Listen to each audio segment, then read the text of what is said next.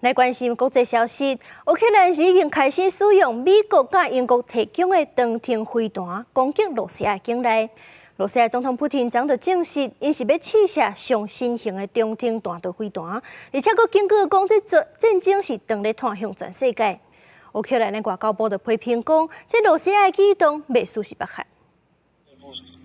就伫咧乌克兰动用美国的 Attack 陆军战术飞弹系统，也有英国的暴风影长程巡弋飞弹攻击俄罗斯的布良斯克州甲库斯克州了后，俄罗斯总统普京2月讲，伫实践条件之下，成功向乌克兰的涅伯城试射上新型的极音速中程弹道飞弹。 Открыто, публично, без опасения противодействия со стороны противника,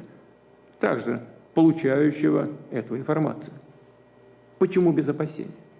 Потому что средств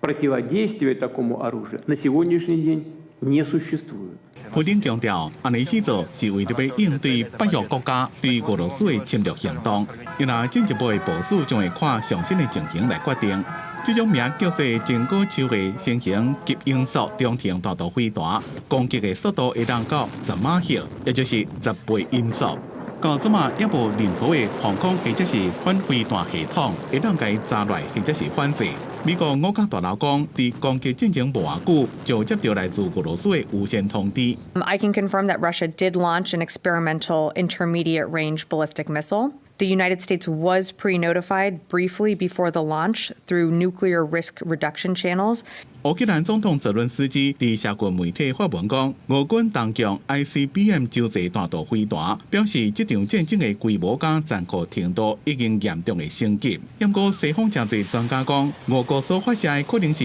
RS-26边界飞弹新版本，伊的射程是无够洲际弹道飞弹的6000公里。 乌克兰外交部希望国际社会随对俄罗斯的动作做出反应。 Такі ракети такого типу, лякаючи своїх сусідів, лякаючи світ, залякуючи світ. Тобто можемо констатувати про деградацію Росії до стану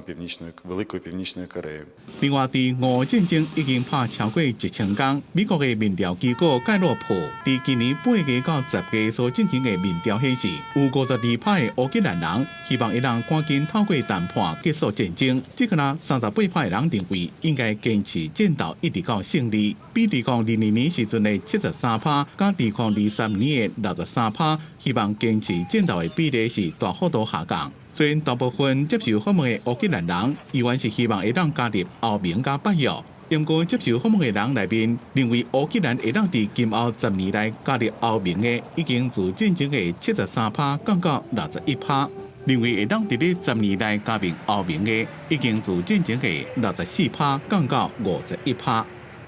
公司新闻张玉林编辑。